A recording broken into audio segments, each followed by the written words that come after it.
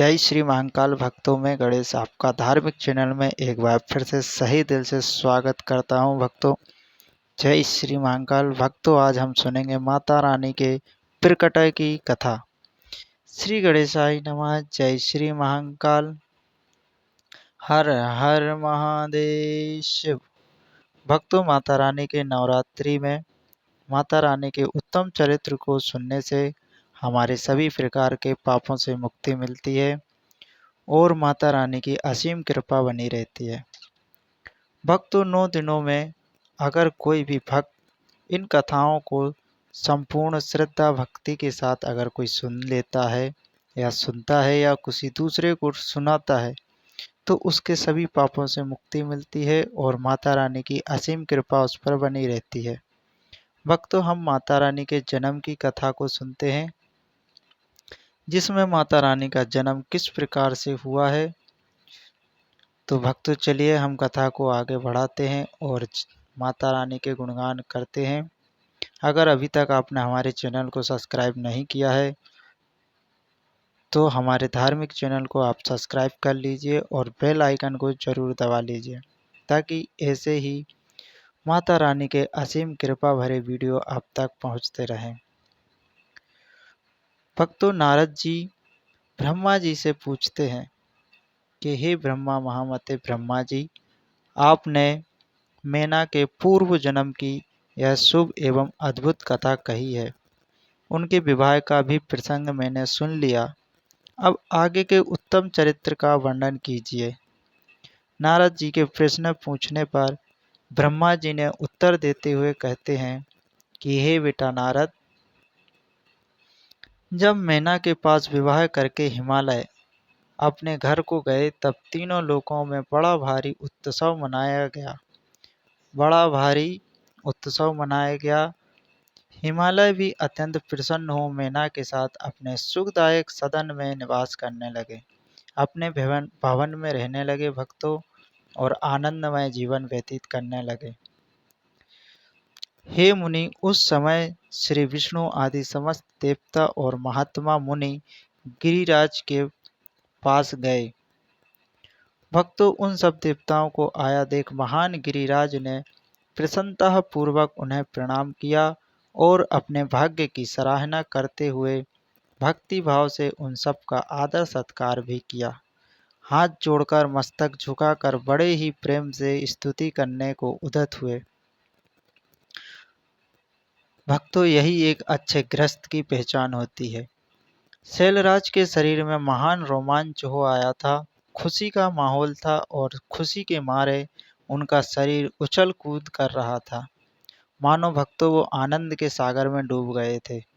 भक्तों, उनके नेत्रों से प्रेम के आंसू बहने लगे।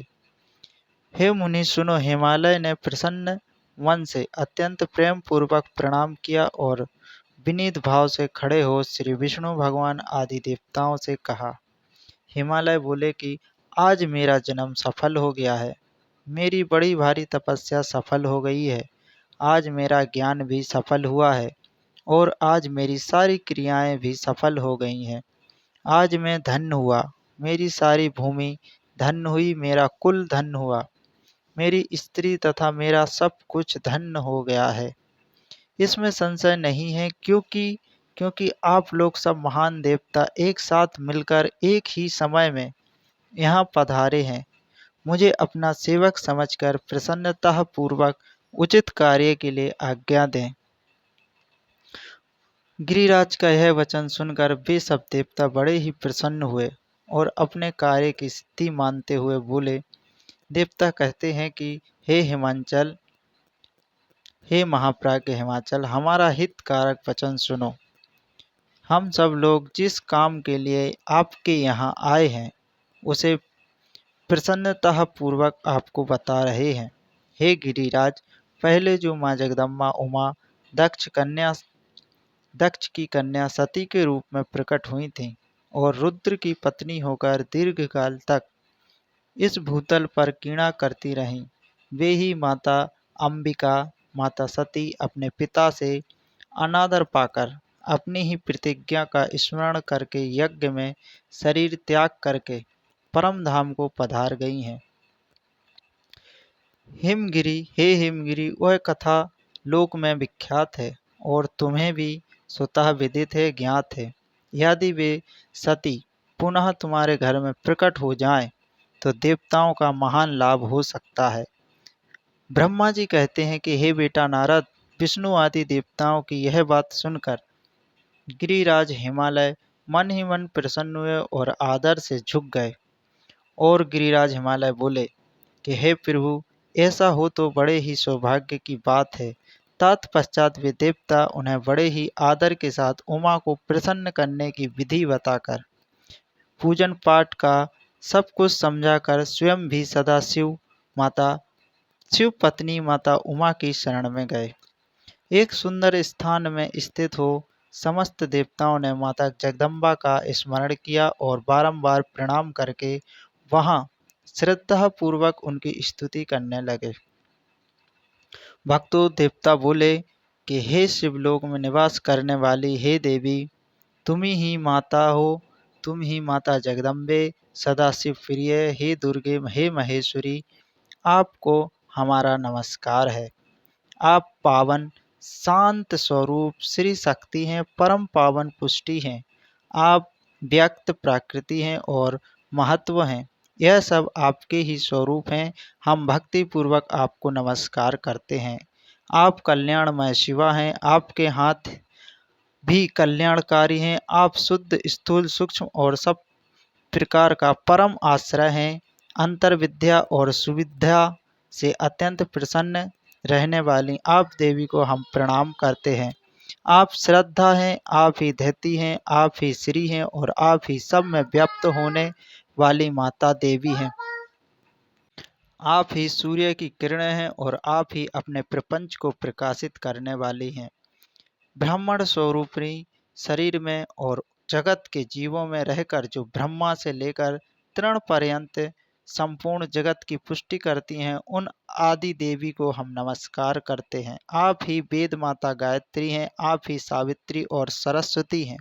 आप ही संपूर्ण जगत के लिए वार्ता नामक वृत्ति हैं और आप ही धर्म स्वरूप वेदत्रायी हैं।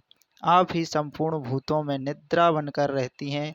उनकी सुधा और तृप्ति भी आप ही हैं। आप ही तृष्णा, कांति, छवि, तुष्टि और सदा संपूर्ण आनंद को देने वाली हैं। आप ही संपूर्ण कर्ताओं के यहाँ माता लक्ष्मी बनकर रहती हैं और आप ही पापियों के घर में लक्ष्मी जी की ज्येष्ठा बहन, बड़ी बहन दरिद्रता बनकर वहाँ नित्य निवास करती हैं। आप ही संपूर्ण जगत की शांति हैं और आप ही धारण करने वाली धात्री और प्राणों का पोषण करने वाली शक्ति हैं। आप ही पांचों भूतों के सर्व तत्वों को प्रकट करने वाले तत्व स्वरूप हैं और आप ही नीतियों की नीति हैं तथा व्यवसाय रूपणी हैं। आप ही सामवेद की गति हैं। आप ही ग्रंथि हैं। आप ही यजुर्वेद मंत्रों की आहुति हैं। आप ही ऋग्वेद की मात्रा हैं तथा अर्थवेद की परम गति भी आप ही हैं। जो प्राणियों के नाक, कान, नेत्र, मुख, भुजा, पक्ष, वक्ष स्थल और हृदय में धरती रूप से स्थित हैं, सदा ही उनके लिए सुख का विस्तार करती हैं। जो निद्रा के रूप में संसार के लोगों को अत्यंत सुभग प्रतीत होती हैं, वे देवी उमा जगत की स्थिति एवं पालन के लिए हम सब पर प्रसन्न हों। भक्तों, देवताओं के इस प्रकार स्तुति करके चुप होने पर इस प्रकार माता जगजननी सती सदवी उमा महेश्वरी की स्तुति करके अपने हृदय में विशुद्ध प्रेम लिए वे सब देवता उनके दर्शन की इच्छा लिए वहां खड़े हो गए। भक्तों, इसके आगे की कथा हम आप अपने अगले वीडियो में आप तक पहुंचाएंगे। जब तक के लिए जय श्री महाकाल। माता रानी की कृपा आप पर बनी रहे। जल्द ही हम आपके लिए आगे का भाग लेकर आएंगे। जय माता दी। हर हर महादेव। जय शंभो। शिव महापुराण ज्ञान और मोक्ष का द्वार, आत्मा को परमात्मा से जोड़ने का प्रयास। शिव महापुराण ज्ञान और मोक्ष का द्वार, आत्मा को परमात्मा से जोड़ने का प्रयास।